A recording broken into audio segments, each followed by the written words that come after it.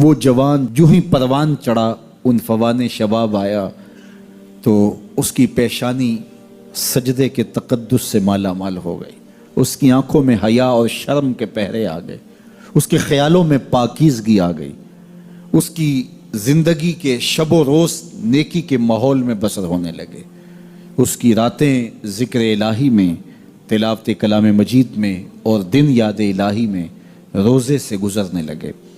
وہ جوان جس کی جوانی اللہ کی عبادت میں گزری، کیونکہ جوانی اگر عبادت میں گزر گئی تو بڑھاپا تو پر نور ہے ہی ہے۔ سب سے مشکل مرحلہ زندگی کا جوانی کا ہے۔ شیطان زیادہ ورغلاتا ہے کسی شخص کو جب وہ جوانی کے مرحلوں سے گزر رہا ہوتا ہے۔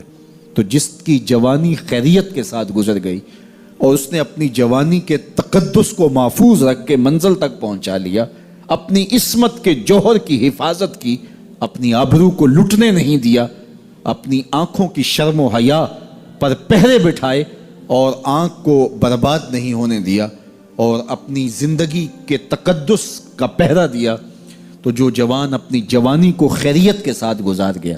کسی نے کہا تھا نا، کتاب زیست کا ایک اور باب ختم ہوا، شباب ختم ہوا، ایک عذاب ختم ہوا۔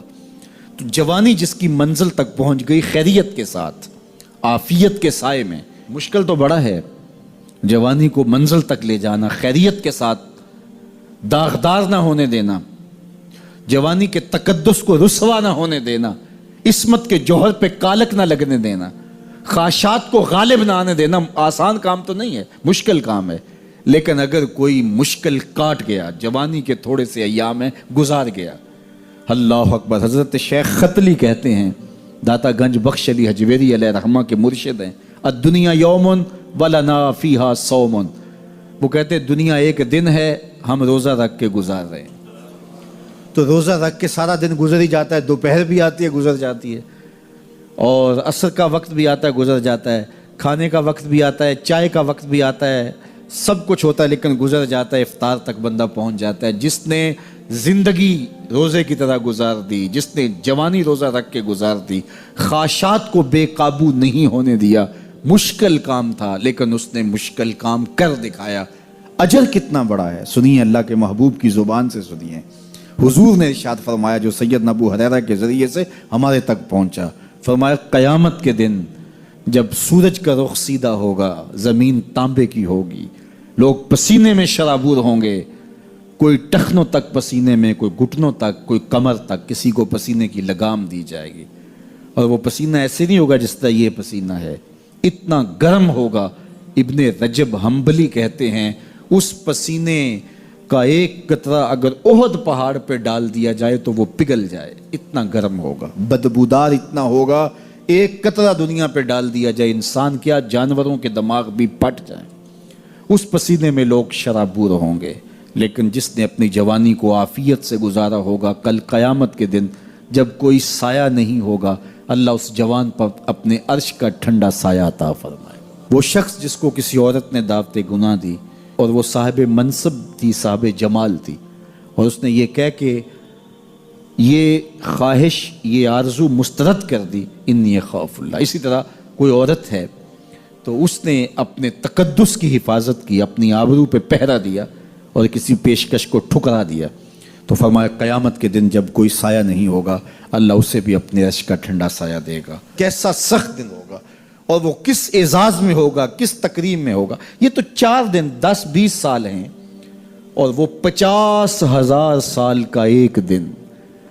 پھر اس کو اللہ کا شکر ادا کرنا ہوگا کہ اللہ تو نے کتنا کرم کیا میرے اوپر کہ میری جوانی خیریت اور عافیت سے گزری، اور آج اس کا تو کتنے سخت عذاب آئے۔ لیکن اس امت پر عذاب استیصال نہیں آئے گا، لیکن چھوٹے چھوٹے جھٹکے عذاب کے انہیں پہنچتے رہیں گے۔ کبھی بے موسمی بارشیں ہوں گی، کبھی موسم پہ بارشیں نہیں ہوں گی۔ یہ عذاب کی صورت ہے، اللہ کی ناراضگی کی صورت ہے، بلکہ تشدد، افتراق اور لوگوں کا قلبی بودھ، یہ بھی اللہ کی ناراضگی کی صورت ہے۔ گھر کے افراد ہی ایک دوسرے سے گھر میں الجھے ہوئے رہ رہے ہوں گے، گھر کے اندر لڑائی ہوگی، خاندانوں میں الجھاؤ ہوں گے، قبیلوں میں الجھاؤ ہوں گے، شہروں، بستیوں، گلیوں میں لوگ ایک دوسرے سے الجھ رہے ہوں گے، قتل اور حرج عام کر دیا جائے گا، جس طرح کہ حدیث میں آتا ہے، اور وہ دیکھیے ہمارے سامنے موجود ہے۔ اللہ تعالیٰ نے قرآن مجید میں ایک مقام پہ فرمایا وہ اس بات پہ قادر ہے کہ تمہارے اوپر سے اور تمہارے نیچے سے عذاب بھیجے۔ عمومی طور پہ مفسرین نے کہا کہ اوپر کا عذاب یہ ہے کہ آسمان سے پتھر برسیں، نیچے کا عذاب یہ ہے کہ زلزلے آئیں، لیکن حضرت عبداللہ ابن عباس فرماتے ہیں کہ اوپر کا عذاب یہ ہے تمہارے حکمران نااہل ہوں، اور نیچے کا عذاب یہ ہے تمہاری اولاد نافرمان ہوں۔ یہ اوپر نیچے کا عذاب ہے۔ اولاد نافرمان ہو تو بندے کے پلے بچتا کیا ہے؟ بندے کے پلے رہتا کیا ہے؟ ساری زندگی کمائی لٹ گئی نا۔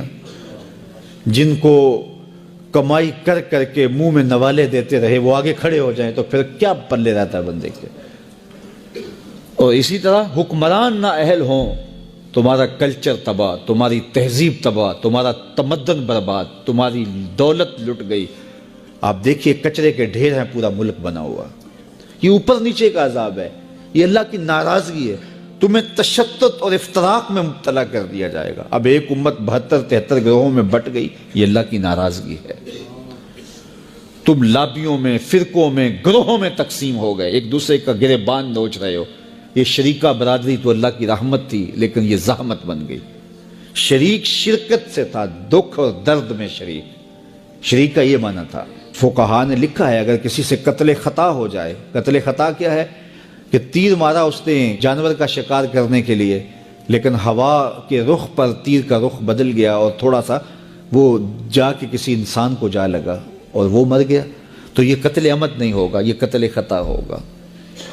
اس طرح یہ گاڑی ٹکرا گئی تو یہ بھی قتل عمد نہیں ہوتا ہے، یہ بھی قتل خطا ہوتا ہے۔ تو اس کا قصاص نہیں ہے، اس کی دیت ہے۔ غریب آدمی اگر اس سے قتل خطا ہو گیا تو پھر وہ کس طرح دیت ادا کرے گا؟ تو فقہا نے لکھا کہ اس کی شریکہ برادری اس کی مدد کرے گی، چونکہ شریک جو ہیں اس کے، تو اب دکھ بنا ہے اس کے اوپر، مصیبت میں پھنس گیا ہے تو اب شرکت کرے نا۔ تو یہ شریکہ برادری ہے۔ شریکہ برادری رحمت تھی، اوکھے ویلے کام آنے والی تھی، لیکن یہ اللہ کا ایسا عذاب بن گیا کہ بیٹی کی شادی ہے اور شریکہ برادری طاق میں بیٹھی ہوئی ہے کہ کھانا کم پڑے اور ہم تماشا بنائیں۔ وہ اس طاق میں بیٹھی ہوئی ہے۔ تو یہ شریک تو رحمت تھے، یہ رحمت بن گئے۔ یہ کیوں ہوا ایسا؟ اللہ کی ناراضگی کی وجہ سے۔ عذاب استحصال اس امت پہ نہیں آئے گا، اس طرح کے عذاب آئیں گے۔ بدی کا ماحول پیدا ہو جائے گا، نیکی کا ماحول تلاش کرنا مشکل ہوگا، اچھے لوگوں کی صحبت میسر نہیں آئے گی۔ اور آج دیکھ لیجئے کہ آج ہم اگر ڈھونڈنے نکلے تو سالے ماحول میسر ہی نہیں آتے ہیں۔ کسی زمانے میں شہر کی بجائے کہتے ہیں کہ گاؤں میں عافیت زیادہ ہے، گاؤں بھی اب برباد ہو گئے۔ کسی زمانے میں ایک شخص کی بیٹی پورے گاؤں کی بیٹی ہوتی تھی، اب جس کی بیٹی ہے اسی کی بیٹی۔